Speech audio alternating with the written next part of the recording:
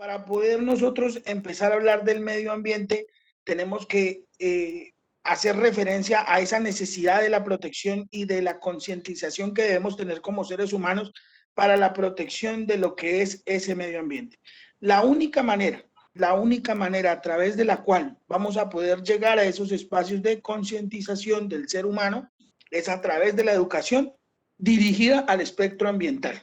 Es la única manera. Y quiero dar las mismas gracias también, doctor, porque considero que al ser el último expositor, debo hacer un reconocimiento muy especial a todos los colegas que han estado departiendo durante estos 2 días con ustedes, porque nos han hecho unas reflexiones y nos han abierto el campo de lo que es realmente la educación ambiental.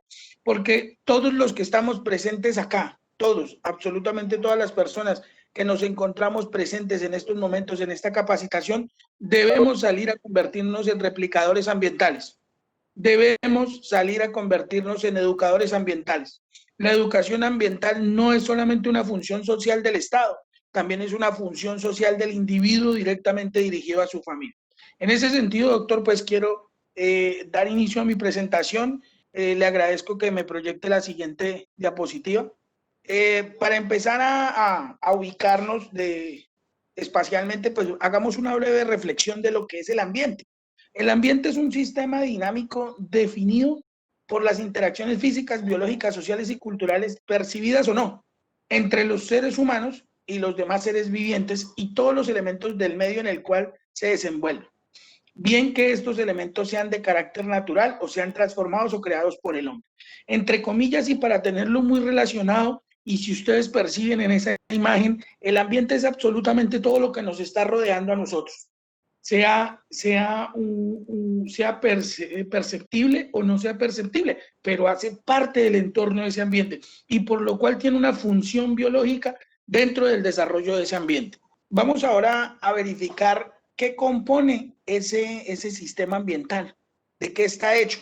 El sistema, como ya lo dijimos, pues el ambiente es todo lo que prácticamente tenemos a nuestro alrededor, pero el sistema ambiental ya es la relación que nosotros tenemos dentro de este medio ambiente. Ahora, esa relación puede estar enmarcada en cuatro aspectos importantes y detallados para el ser humano. Primero tenemos el ambiente de la sociedad, tenemos un ambiente en el que nos debemos integrar políticamente, tenemos un ambiente económico y tenemos un ambiente cultural. Pero si ustedes se dan cuenta, en la gráfica lo que detallamos es que todos giran alrededor de lo que nosotros hemos denominado el ambiente, por lo cual es una relación estricta, una relación consuetudinaria. No puede ser una relación que solamente parta de la razón de ser un ejemplo de la relación cultural, no, porque todos se ayudan a integrar y absolutamente todos se ayudan a complementar. Por eso es un sistema cíclico, un sistema que, por decirlo así, no tiene un finito, sino que todo el tiempo está girando en torno a lo que nosotros nos rodea y lo que estamos culturizándonos y alternando directamente a diario con nuestra sociedad y con nuestro medio ambiente. Ahora, vamos a empezar a abordar lo que es ya la educación ambiental. La educación ambiental ha sido desarrollada por el Sistema Nacional Ambiental, el SINA, bien conocido como el SINA, que se entiende por educación ambiental al proceso de transformación del sistema educativo, del quehacer pedagógico en general, de la construcción del conocimiento y de la formación de individuos y colectivos. ¿Qué es lo que estamos empezando a buscar o empezamos ya a detallar directamente con la educación ambiental? Son procesos de transformación. No nos olvidemos de esa pequeña expresión, señores participantes. Proceso de transformación. Es un proceso de transformación educativo que necesitamos incorporar a la construcción del conocimiento. Entonces, cuando nosotros decimos traemos la construcción del conocimiento, ojo, esa construcción del conocimiento no es únicamente derivada a una persona en especial, también va dirigida al colectivo. ¿Por qué razón? Porque la transformación educativa, cuando llega a la persona propiamente dicha o al ser natural, al individuo propio, la transfiere por su naturaleza propia al colectivo en general. Entonces, si yo soy una persona que vamos a empezar a utilizar algunos términos que hemos escuchado durante esta capacitación, es que si nos empezamos a considerar ambientalistas, no nos consideremos ambientalistas a título individual. Es hora de empezar a pensar en el colectivo, en el general, en el que está a mi lado. Transferir esa responsabilidad de la educación ambiental a todo aquel que está a mi alrededor, desde el punto de vista familiar, social, cultural. Pero si todos nos volvemos agentes transformadores, pues ese sistema educativo ambiental va a ejercer una verdadera función. No se va a quedar únicamente en las aulas de la educación, que es lo que han querido implementar. ¿Cuándo se empezó a hablar de educación ambiental en Colombia? Yo creo que muchos de los asistentes o para los que no tienen conocimiento, en el mundo del derecho nosotros hablamos del bloque de constitucionalidad.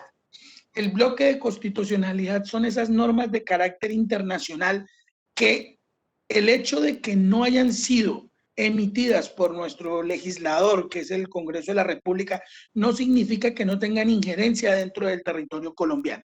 ¿Por qué razón tienen injerencia dentro del territorio colombiano? Y a grosso modo vamos a tratar de darnos a entender lo más claro posible. Esas normas internacionales han sido ratificadas y han sido integradas al mecanismo judicial, a las leyes de nuestro país, y se incorporan a través de unos convenios. Para el caso específico, a través de la Ley 165 de 1994, ojo, en una de las conferencias escuchábamos, por ejemplo, al doctor Marlon, que nos hacía alusión de que nuestra constitución política, que es una constitución de cierta manera, una constitución ambientalista, no, fue apenas construida y promulgada en 1991. 3 años después, vea, con la expedición de la Ley 165 de 1994, ¿qué hizo el Congreso de la República? Aprobó el convenio de la diversidad biológica. Ese convenio es producto de lo que se llevó a cabo en la cumbre de Río de Janeiro el 5 de junio de 1992. Pero ¿por qué nos interesa ese convenio? Específicamente nos importa en los 2 artículos que ustedes ven relacionados en la diapositiva. En el artículo 12 y en el artículo 13 de ese convenio se empezó a hacer referencia a la necesidad de la educación ambiental y se incorporó en la legislación colombiana a través de la ley que ya mencionamos.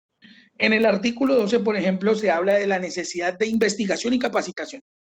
Entonces, allá dice prácticamente que es una necesidad que esa diversidad biológica tenga programas de educación y capacitación científica. Entonces, cuando Colombia suscribe un convenio de estos, se obliga automáticamente se obliga a cumplir ese convenio. Y en lo que respecta al artículo 12, Colombia prácticamente se entró a obligar en la necesidad de conservación y utilización sostenible de la diversidad biológica.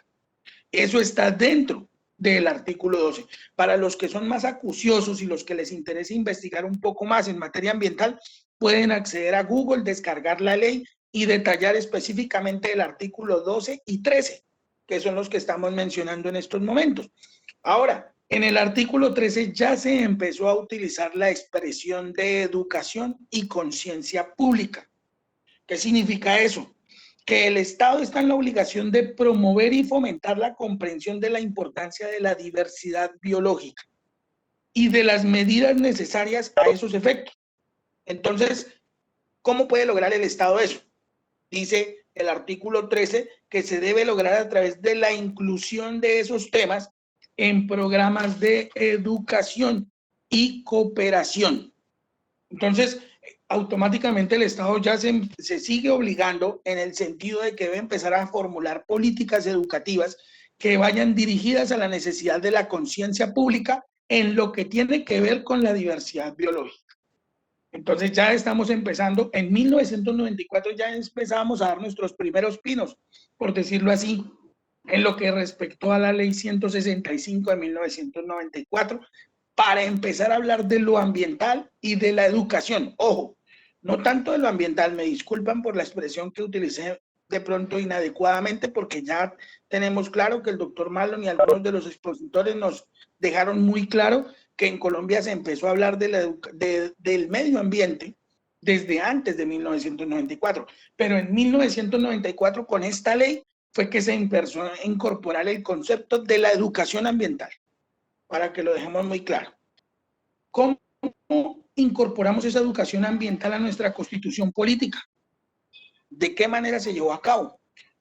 De la ley que estábamos hablando anteriormente, de la ley 165 de 1994, todas las leyes en Colombia para los asistentes, todas las leyes en Colombia y para aquellos que no tengan conocimiento en derecho y para aquellos que tienen conocimientos en derecho, tenemos claridad que para que una ley sea aprobada, obligatoriamente debe surtir un efecto de control constitucional que debe llevar a cabo la Corte Constitucional de Colombia.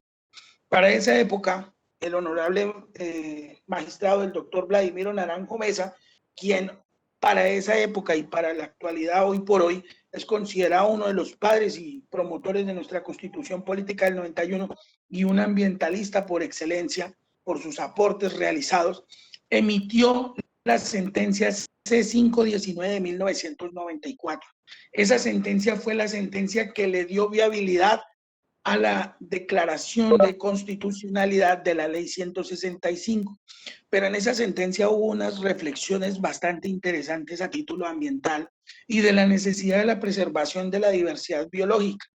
Entonces, entre unas de las expresiones que utilizaba el doctor Vladimiro Naranjo Mesa, con el respeto de ustedes y de los participantes, me voy a permitir citar. Y dice: no basta afirmar que al ser humano le conviene vivir en un ambiente sano, pues la realidad es más imperiosa. El hombre necesita del ambiente. Frente a esta situación surge entonces una obligación de no hacer, no actuar contra la naturaleza, donde la actuación no exige una parálisis del desarrollo humano, sino un crecimiento sostenido en el que el hombre y la naturaleza se articulen en beneficio del presente y del futuro. Qué bonita reflexión, y la cité por una razón muy especial. Muchos ambientalistas, muchas personas salen a promulgar que la educación ambiental hace referencia a que no debemos destruir, a que no debemos acabar el medio ambiente. Claro, no lo debemos acabar, pero eso no significa que el ser humano tenga que verse obligado a paralizarse en sus actividades diarias o que hacen parte del desarrollo humano. Lo que el doctor Vladimiro Naranjo Mesa estableció con esa reflexión en la sentencia ya mencionada es que el hombre debe buscar la forma de lograr un crecimiento sostenido para que la naturaleza no se vea afectada en un futuro. Ojo, con el respeto de ustedes, vamos a verificar y nuevamente a establecer que esa sentencia fue emitida en 1994. Y a título personal, cada uno de ustedes en su mente, formúlese la siguiente pregunta. ¿Será que desde 1994, cuando empezamos a hablar de educación ambiental, será que el hombre ha hecho la tarea de ejercer un crecimiento sostenido a favor de la naturaleza? Cada uno de ustedes su concepto propio. A título personal considero que hemos hecho la tarea un poco irrelevante. Hemos destruido de cierta manera algunos aspectos de nuestro medio ambiente. Porque cuando atentamos o cuando destruimos nuestro medio ambiente, esto es algo que yo quiero que de pronto ustedes también lo tengan muy presente. Yo considero que cuando una persona tala un árbol, cuando una persona contamina un río, lo que está haciendo es ejercer como un proceso de autodestrucción. Es como una especie de renuncia que hace el ser humano a conservarse. Claro, yo necesito un árbol, cortarlo porque es que me voy a hacer un asado, entonces voy y corto el árbol.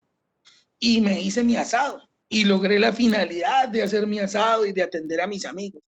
Pero no me estoy dando cuenta que estoy ejecutando un proceso de autodestrucción a futuro.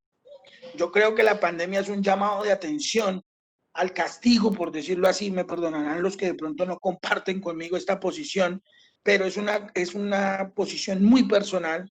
Les pido excusas si obviamente no la comparten, pero yo considero que la Tierra nos está haciendo un llamado de atención con estas pandemias, con estos maremotos, con estas tragedias naturales que a veces suceden, que de cierta manera se vuelven inexplicables. Es como una forma de que la Tierra nos diga: venga, si usted me destruye, yo también lo puedo autodestruir. Entonces yo creo que estamos llamados a crear un punto de equilibrio. Qué bonito que estos espacios se estén propiciando y que de aquí a unos 20 años den los resultados que estamos esperando. ¿Por qué digo a 20 años? Porque hace 20 años se hablaba muy poco de educación ambiental, por no decir que nada. Entonces, ya que hoy estamos empezando a hablar de educación ambiental, estoy seguro que todos los presentes aquí nos vamos a volver promotores y agentes de la educación ambiental.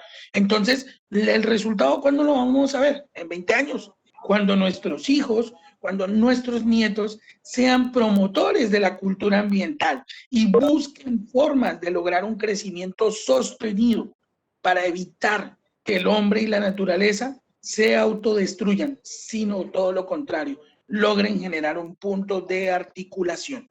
Teniendo en cuenta eso, pues la constitución política, como yo lo decía, a mi juicio es una de las constituciones ambientales más bonitas que hay en Sudamérica, que ha tenido un gran desarrollo en materia ambiental, como lo fue la Constitución Política del 91. Entonces vamos a hacer una pequeña reflexión de cómo fue ese desarrollo o cómo es el desarrollo del articulado en lo que respecta a la educación ambiental. Entonces, nosotros hablamos de que a nosotros como seres integrantes de la naturaleza, del medio ambiente, nos asiste el deber de cuidado. ¿Qué significa ese deber de cuidado? Es lo que nosotros conocemos en el mundo del derecho como un deber objetivo. Nosotros no podemos ser negligentes con nuestras actuaciones. Cada actuación genera un campo de responsabilidad. Por ende, nosotros no le podemos pedir a la naturaleza más de lo que le hemos brindado. Pues para nadie es un secreto, me considero caqueteño, pero pues la realidad no soy nacido acá en el Caquetá, ya llevo viviendo bastantes años acá, pero creo que todos los presentes aquí y hemos padecido en algún momento de nuestra vida que cuando se ocasionan los derrumbes sobre la cordillera, pues obviamente la vía se ve taponada. Y quizás algunos podrán incluso hacer hasta aseveraciones groseras de que es que mire, que el gobierno, pero no nos hemos preguntado por qué esos derrumbes se ocasionan, qué es lo que está pasando con el suelo, producto de qué se llevan a cabo esos derrumbes. ¿Será de pronto la erosión que ha ocasionado el mismo hombre cuando va y tala indiscriminadamente a la orilla de la montaña? Y cuando ese producto de esa tala indiscriminada ocasiona la desestabilización de la tierra, pues muy probablemente vamos a tener como resultado algunos de estos derrumbes. Bueno, obviamente no todo siempre va a ser así, pero es una concatenación que podemos encontrar de la relación que tenemos nosotros y de la falta del deber objetivo de cuidado que tenemos. Ahora, ese deber objetivo de cuidado también va de la mano con la necesidad de volvernos promotores ambientales, desarrolladores ambientales. Es una virtud que debemos tener nosotros los seres humanos y más nosotros, mis estimados participantes, más nosotros, que vivimos y nos glorificamos de salir al centro del país y decir, somos parte del territorio amazónico, somos parte del tapete verde de Colombia y utilizamos las expresiones donde el Caquetá, donde el oro es verde. Claro, pero no solamente basta con glorificarnos y decirlo, también volvámoslo una práctica y una tendencia propia de nuestro comportamiento. No lleguemos al Caquetá a irnos a algo tan sencillo como es una costumbre caqueteña tan bonita, como lo es irnos a compartir el sancocho al río, pero nos vamos a compartir el sancocho al río y lo que llegamos es hacer una desadaptación del medio ambiente con toda la basura que tiramos, con todos los productos inadecuados que arrojamos al río. Entonces, tenemos que ser consecuentes con nuestro discurso de amor por el departamento del Caquetá. Así las cosas, la educación ambiental se ha desarrollado en la Constitución Política inicialmente en lo que ustedes ven en la diapositiva en el artículo 67. La educación es un derecho, pero ojo, en ese artículo 67, si los que son acuciosos y de pronto tienen la Constitución en la mano, podrán verificar que en el último inciso habla que, me permito leer, se formará al colombiano en el respeto a los derechos humanos, a la paz y a la democracia, y en la práctica del trabajo y la recreación para el mejoramiento cultural, científico, tecnológico y, ojo, para la protección del ambiente. Entonces, ya con ese articulado, con el artículo 67, se empieza a obligar el Estado a que es una necesidad de educar a nuestros niños, como la educación hace parte de una función social y es un servicio público, pero el Estado está obligado a empezar a capacitar a nuestros niños en lo que respecta a la protección del medio ambiente. Así las cosas, nos podemos remitir de inmediato también al artículo 79, donde se habla de un ambiente sano. Es un derecho tener un ambiente sano. Pero ese artículo 79 en el último inciso también nos habla de algo muy bonito y que hace referencia a la educación ambiental. Y es que se debe fomentar la educación ambiental para el logro de estos fines. Entonces, ¿qué nos está queriendo decir automáticamente el legislador? Ojo, tenemos derecho a un ambiente sano, pero debemos fomentar la educación para lograr ese fin de tener un derecho al ambiente sano. Entonces, ¿qué hacemos nosotros cuando de pronto atentamos contra ese derecho fundamental a tener un ambiente sano, cuando hacemos prendemos basura en nuestras casas? Pues yo no estoy pensando en el derecho que tiene mi vecino, yo estoy pensando es en la afectación que le estoy ocasionando a mi vecino con esa contaminación. No soy, ahí es donde pierdo la esencia total de la fomentación de la educación ambiental. Algo tan básico, señores, desde nuestra casa comienza. Y más adelante vamos a hacer referencia a eso. Por último, pues tenemos el artículo 95 en el que se habla sobre el principio de solidaridad y la conservación del medio ambiente. Es un principio muy importante que se ha desarrollado dentro de la Constitución política, hace parte de los fines del Estado, que el colombiano debe estar llamado en el numeral 8 específicamente, ese artículo 95, hace referencia a que es una necesidad, es una obligación de los seres, de los pobladores colombianos, proteger los recursos naturales y culturales del país y velar por la conservación de un ambiente sano. Ojo, la Constitución automáticamente nos está obligando. Es una obligación de nosotros como ciudadanos preservar, proteger los recursos naturales en aras de lograr lo que se ha establecido en el artículo 79, que es la finalidad del derecho de un ambiente sano. Es supremamente importante que tengamos eso y lo tengamos muy en cuenta. Así como lo veníamos estableciendo, pues la Constitución Política de Colombia ha transferido esa responsabilidad de la educación a un grupo de personas y ahí en la diapositiva que ustedes observan, pues claramente se ve que esa responsabilidad está definida en 3 sectores. La educación está en cabeza de quiénes. Ojo, estamos hablando de la palabra educación, aquí no estamos hablando totalmente de lo que es la educación ambiental, ¿no? La educación está en cabeza de 3 sectores fundamentales del Estado. El Estado, como primera medida, la sociedad y la familia. Entonces, cuando nosotros hablamos de educación, tenemos que remitirnos de inmediato a que el Estado tiene la obligación de educar a los connacionales, la sociedad de la misma manera, y la familia como núcleo fundamental de la sociedad también está obligada a ser el primer agente promotor de la educación. Entonces, cuando nosotros entramos a referirnos a este aspecto, es una responsabilidad que recae sobre todas las personas. Es, mejor dicho, para que lo entendamos más claramente, le corresponde a estos 3 sectores conocer y preservar los recursos naturales y comprender y difundir la importancia de lo que para ellos revisten. Entonces, ese traslado de lo que hace referencia a la educación en Colombia está en cabeza de esos 3 sectores. Y esos 3 sectores tienen la obligación de fortalecer la educación de nuestros niños en todo el país. Así las cosas, pues, en este espacio es donde yo quiero enfocarme directamente en uno de los sectores. Para nadie es un secreto. Claro, el Estado tiene la obligación de educarnos, la sociedad mucho más, pero la familia, que es el eje promotor del desarrollo de los seres humanos, tiene la responsabilidad primaria.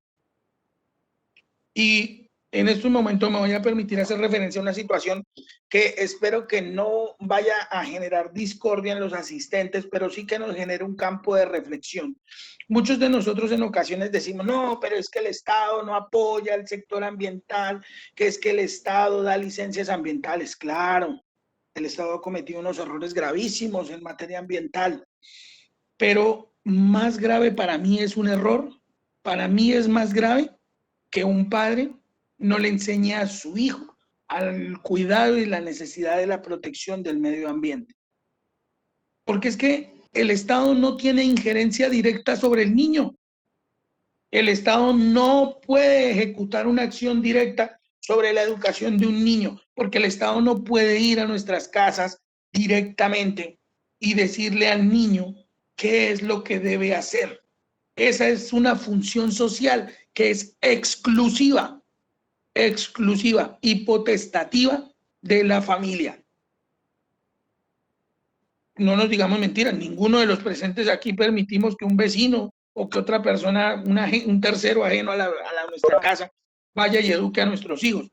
Entonces, así como no permitimos que ningún tercero vaya y eduque a nuestros hijos, pues nuestra obligación es educarlos. La conciencia social del hombre se adquiere a partir de la formación del niño. No se les olvide eso, por favor. La conciencia social del hombre se adquiere a partir de la formación del niño. Lo que usted quiere que sea su hijo, lo que usted quiere que sea su sobrino, su nieto, su hermano, como quiera llamarlo, o su vecino incluso, lo que usted quiera que sea eso, es lo que usted le debe transmitir, esa conciencia social. Porque si usted forma a un niño desde el ámbito de la educación, del ámbito de la educación y la preservación del medio ambiente, pues vamos a estar supremamente ligados a que ese niño obviamente va a ser una persona que va a tener una capacidad de conciencia pública en el entorno de la conservación y la preservación ecológica. Ahora, vamos a establecer cómo se incorporó o de dónde nace la idea de la educación ambiental directamente en los establecimientos educativos. La ley 115 de 1994 es la ley de educación nacional y en esa ley, la educación ambiental se convirtió en uno de los procesos educativos que busca generar conciencia, protección y mejoramiento del medio ambiente. Esas tres finalidades. Con la ley 115 se empezó a hablar de la necesidad de incorporar la educación ambiental para lograr esos tres fines. Entonces, en el artículo 5 de esta ley, ustedes van a encontrar los fines de la educación ambiental, para qué nos sirve la educación ambiental, qué perseguimos con esa educación ambiental. En el artículo 6 empezamos a hablar de la comprensión crítica de la cultura nacional. ¿Qué significa eso? Que los seres humanos estamos llamados a respetar y proteger nuestra identidad cultural. Nosotros no tenemos por qué sentirnos menos que los demás, menos que las personas de interior del país, porque somos del sur, porque somos sureños, porque vivimos en el Caquetá, o las personas del Chocó, las personas del Amazonas, del Putumayo, no tienen que sentirse menos que los del centro del país porque, entre comillas, tienen mejores oportunidades.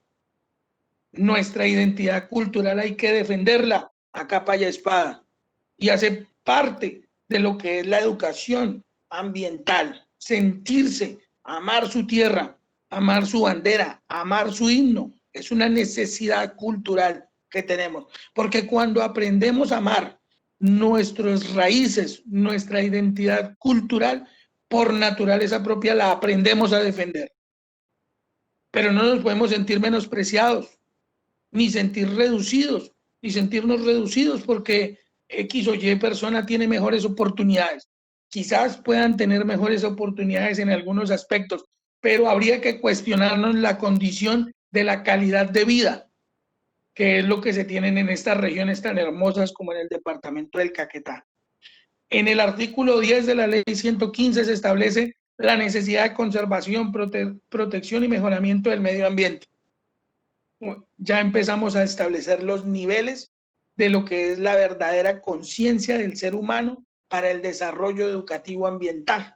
Conservar, proteger y mejorar. Esos son los 3 pilares de la educación ambiental. No se les olviden, por favor, y para los que estén tomando nota, qué bueno que los tengan muy presentes. Conservar, proteger y mejorar el medio ambiente. Esos son los 3 pilares de la educación ambiental.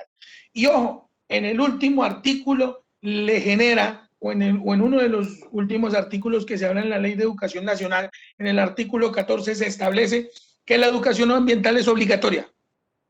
Obligatoria, no facultativa. O sea que el rector de un colegio no puede llegar a decir, en mi colegio no se va a dictar educación ambiental. No, señor.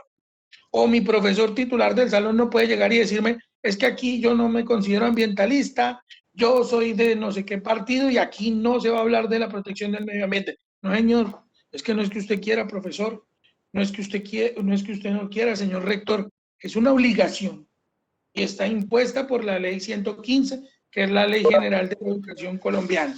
Entonces, cuando ya hemos empezado a tener referencia y hemos hablado, así a manera de recuento, de 3 aspectos muy importantes. Primero, hablamos de lo que es el ambiente, de cómo está integrado, de qué es la educación ambiental, cómo se trabajó la educación ambiental en Colombia, la Constitución política, cómo la ha establecido, cómo la ha regulado, cómo la ha incorporado, quiénes tienen la función de educación en Colombia y por último hemos establecido cómo la educación ambiental a través de la Ley 115 de 1994 ha incorporado la educación ambiental en los establecimientos educativos y concluye diciendo que es obligatoria, obligatoria, no es facultativa. Repito, es obligatoria la educación ambiental en todos los establecimientos educativos de Colombia. Haciendo alusión a lo que es el título de mi presentación, que es la educación ambiental como fundamento de la protección hidrográfica de la Amazonía colombiana, vamos a empezar a abordar por qué como fundamento de protección de la hidrografía de la Amazonia. Entonces, en ese sentido, le ruego el favor al doctor Rodrigo me pase la siguiente diapositiva y ahí vamos a encontrar qué es la hidrografía. Es bueno tener con los conceptos muy claros para que podamos desmembrar, por decirlo así, el título y podamos saber exactamente de qué estamos hablando. En el estudio de las aguas continentales, las características hidrográficas importantes de los ríos son, ojo con esta parte, señores, la hidrografía es la ciencia que estudia, por decirlo así, el comportamiento de las aguas continentales, pero esas aguas continentales no nacen porque sí, son derivadas de lo que nosotros conocemos de los caudales, las cuencas, las vertientes hidrográficas, los cauces o lechos, el régimen fluvial, la dinámica fluvial, la erosión, la sedimentación fluvial, los tipos de valles y pendientes. Entre comillas, la hidrografía es la ciencia que se dedica a estudiar las vertientes de agua, para que de pronto lo entendamos un poco más coloquialmente. Todo lo que nos sepa o escuchemos sobre el agua, los mares, los ríos, las quebradas, todo eso hace referencia a la hidrografía. Ahora bien, en el título también encontramos la palabra Amazonía colombiana. Entonces, primero también debemos recordar, de pronto para aquellos que no lo tengan muy en claro, ¿qué es la Amazonía colombiana? Pues ustedes en la diapositiva están observando un mapa que extraje de internet obviamente, donde podemos observar que la Amazonía colombiana comprende el 40% del territorio colombiano y es la zona menos poblada del país. Ahora, esa Amazonía hace parte de la región suramericana de la selva amazónica, la más extensa de todo el mundo. La selva amazónica es la selva más extensa del mundo. Esa selva amazónica colombiana, o la Amazonía colombiana, tiene una extensión total de 483.119 kilómetros cuadrados. Es toda la región verde que ustedes están observando, que nos damos cuenta que abarca varios de los departamentos del país. Y lo interesante del caso es que el Caquetá claramente está dentro de la Amazonía colombiana. Eso es algo que no debemos perder como parte de nuestra identidad cultural. Sí somos amazónicos. Digan lo que digan, pero sí somos amazónicos. Hacemos parte de la cuenca hidrográfica del río Amazonas y de la Amazonía colombiana. Y con el respeto que muchos investigadores me merecen, no sé si lo que voy a decir viene a relación o tiene fundamento, pero yo creería que nuestros ríos, como el río Caquetá, es uno de los más importantes vertientes que tiene el río Amazonas. Considero yo, en mi escaso conocimiento, que creo que estoy abordando terrenos que no son míos, pero estoy seguro que en algunas de las exposiciones en las que ustedes tuvieron la oportunidad de escuchar y de disertar, escucharon algo de lo que de pronto yo estoy haciendo referencia. Y es que vamos a ponerlo o a contextualizarlo en lo que nosotros vivimos directamente en Florencia. El doctor Marlon, en la exposición que hacía y que tuve la oportunidad también de escuchar, hacía referencia a que nosotros, dentro del trabajo investigativo que se ha llevado a cabo y dentro de las acciones que hemos tomado en la defensa de la Amazonía colombiana, hace unos meses atrás, en apoyo con otras fundaciones, presentamos unas acciones de tutela para la búsqueda de la protección de los ríos, del río Caquetá, el río Guayas y el río Pescado de Belén. ¿Por qué nos enfrascamos en estos ríos? Para mí, vuelvo y les digo, es un concepto personal. Uno de los sectores más importantes que debemos proteger como caqueteños es el bosque de niebla que tenemos por el sector del Caraño. Yo creo que muchos o todos nosotros lo conocemos y lo tenemos plenamente identificado. Pero ¿por qué les digo que lo debemos proteger a capa y a espada, señores? Porque definitivamente, para mí, es la esponja más importante de agua que tenemos en el Caquetá. A cualquier hora que ustedes pasen, a cualquier momento que ustedes pasen, está vertiendo agua. ¿Y esas aguas a dónde van? A varios de los ríos más importantes de Florencia y de algunos de los municipios aledaños. Esas aguas, ¿a dónde van a vertirse en su gran mayoría? Al río Orteguaza. ¿Y el río Orteguaza a dónde va a vertirse? Al río Caquetá. ¿Y el río Caquetá a dónde va a vertirse? Al río Amazonas. Vamos a poner un ejemplo hipotético, algo ilusorio. Imaginémonos que pudiéramos cerrar el grifo de la esponja de agua del bosque de niebla. O sea, que cerráramos la llave y toda el agua que se produce en ese bosque de niebla dejara de surtir efecto sobre los caudales de los ríos a los cuales llega.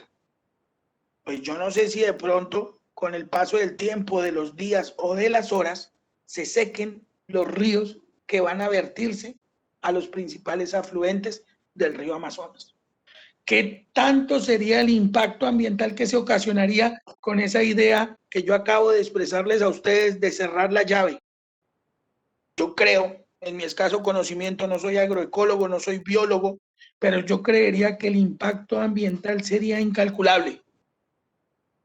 Por lo cual estamos llamados, tenemos la obligación de generar conciencia ciudadana en la protección de lo que es el Caraño hoy por hoy, de lo que es ese bosque de niebla que se encarga de surtir varios de los afluentes más importantes del río del departamento del Caquetá y de la región amazónica colombiana.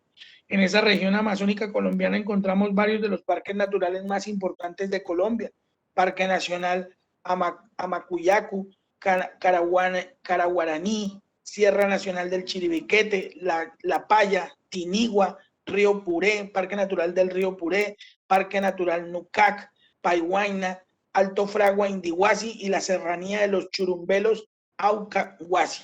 Son varios de los parques más importantes que nosotros tenemos en el territorio colombiano.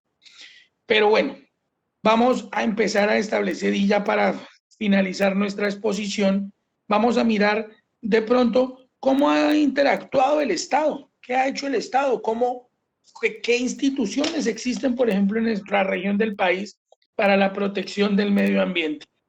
Estos centros de investigación y educación ambiental son unos proyectos que se han venido rescatando a nivel nacional y vamos a mirar detalladamente unos pocos de los que deben existir y que ojalá que sigan existiendo por mucho tiempo.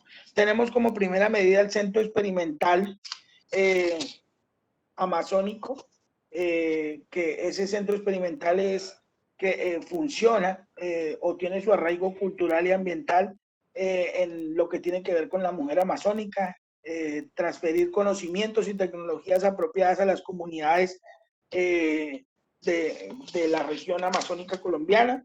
Este centro de formación, este centro experimental funciona, está ubicado en el departamento del Putumayo y tiene como tal esa función. Tenemos también el Centro de Investigación y Educación Ambiental, Aulas Itinerantes Terrestres y Fluviales. Este es un proyecto de Corpoamazonía. Es una iniciativa educativa que consiste en la implementación de un bucetón que llaman ellos, que lo han bautizado como Aurora, y una embarcación que va por los ríos de la región amazónica, al que han bautizado como Anaconda, y en ese río llevan capacitaciones de las comunidades, tanto por vía terrestre como por vía fluvial. Considero que es una iniciativa muy bonita. En las fotos, pues ahí podemos apreciar cómo de pronto en el bus se ven algunos niños que estarán recibiendo alguna capacitación. También tenemos pues todo lo que hace referencia a la educación ambiental. En ese sentido, pues la educación ambiental hace parte o está desarrollada directamente por los CIDEA, que son los comités interinstitucionales de educación ambiental, y esos CIDEAs son como a grosso modo son todos, hacen parte de todos los proyectos, o el CIDEA es el encargado de propulsar todas las ideas y los proyectos generados en los PRAES y en los PROCEDAS. Entonces, esa educación ambiental desde el punto de vista de los PRAES, que son los proyectos educativos escolares, son los proyectos que se incorporan directamente a la problemática ambiental en las instituciones educativas.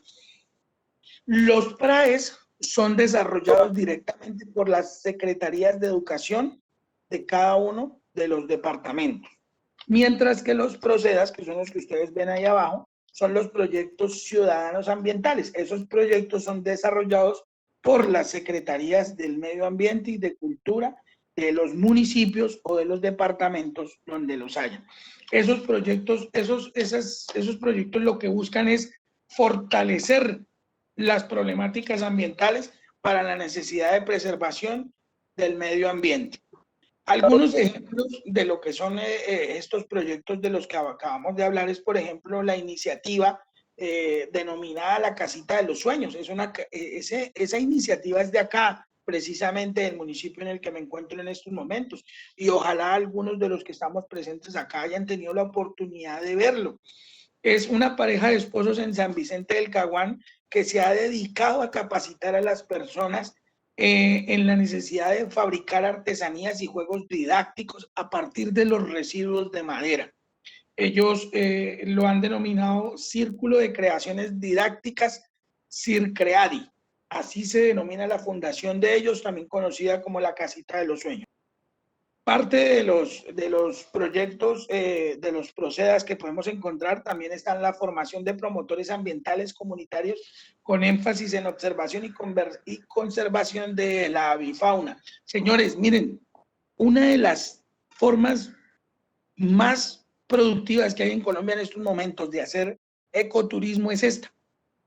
Hay una cantidad de fanáticos en Colombia que les encanta ir a hacer ecoturismo, pero ese ecoturismo lo acompañan de la toma de fotos y la conservación de especies nativas de las regiones, de aves y algunas también de la fauna.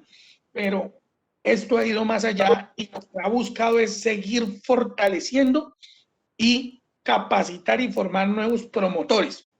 Como quien dice, formar nuevos líderes comunitarios en materia de la conservación ambiental. Aquí llegamos a uno de los que me atrevo a decir que lo conozco muy bien, sin el ánimo de sonar pretencioso.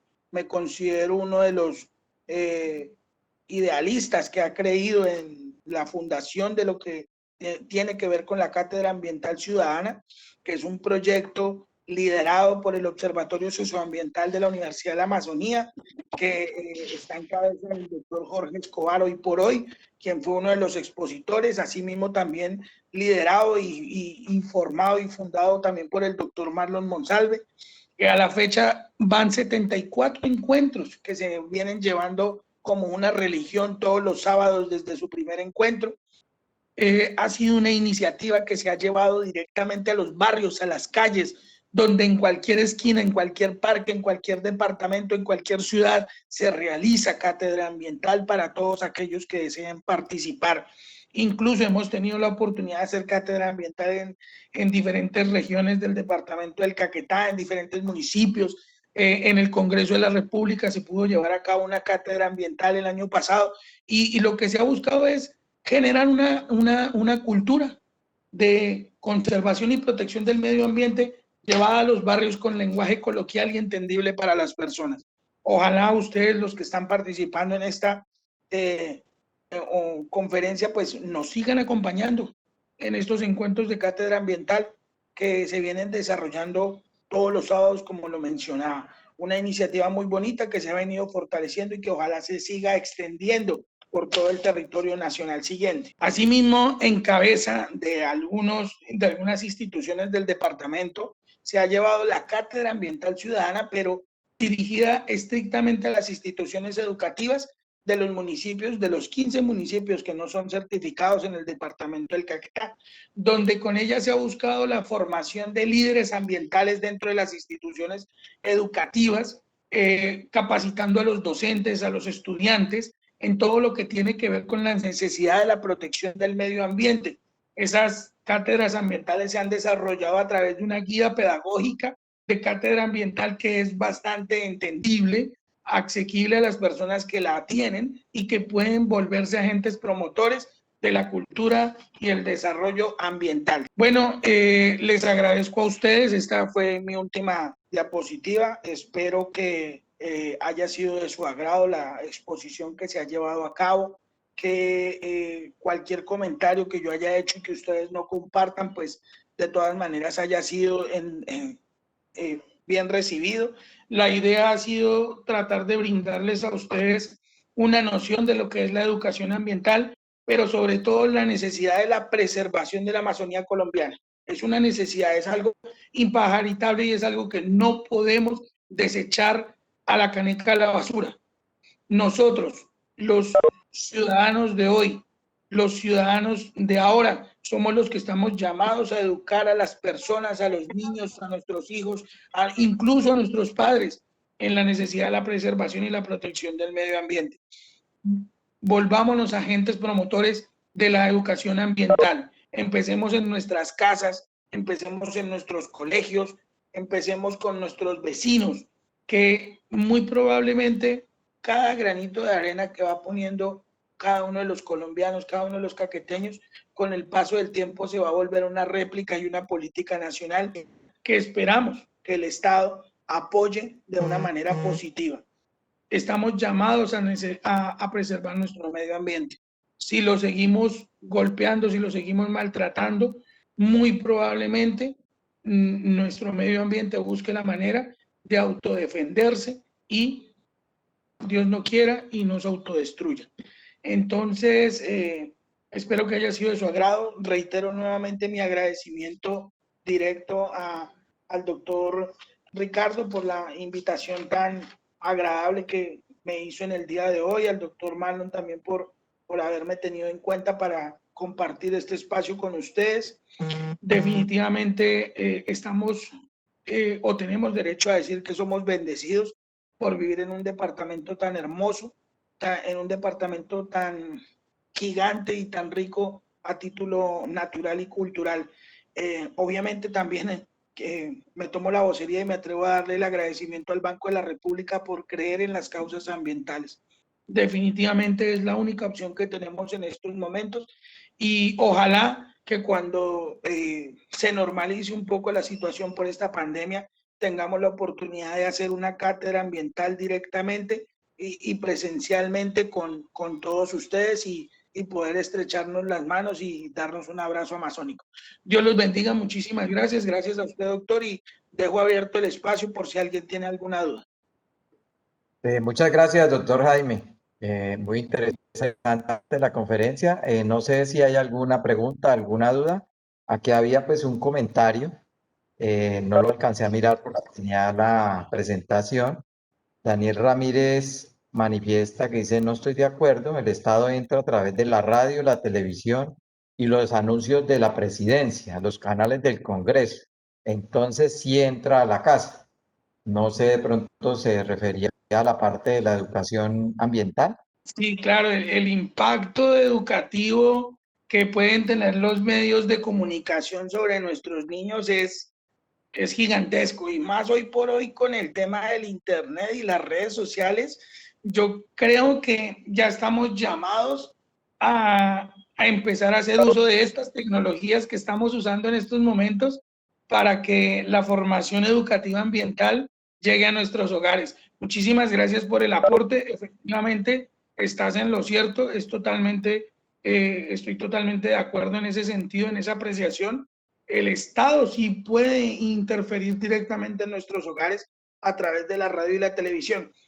La idea sería que de pronto de estas charlas surgiera la idea de alguien de promover un programa radial en las diferentes regiones de donde se encuentren en el departamento o en algunos de sus municipios en búsqueda de la protección ambiental. Bueno, muchas gracias. Si no hay más preguntas, les agradecemos a todas las personas que se conectaron a través de Cisco Weber y Facebook Live en Red Cultural Florencia. Agradecimiento a todos los conferencistas, al doctor Marlon, a Janie Beltrán, a Dairo Alexander, a Hildred Vanessa, a Jorge Eliezer, a Gisette Vanessa, a Hernán Felipe, a Diana Ali García y a usted, doctor Jaime Eduardo. Muchas gracias. Gracias a todo el público que nos acompañó. Muchas gracias a todos. Muchas gracias, doctor. Una feliz tarde para todos. Dios los bendiga.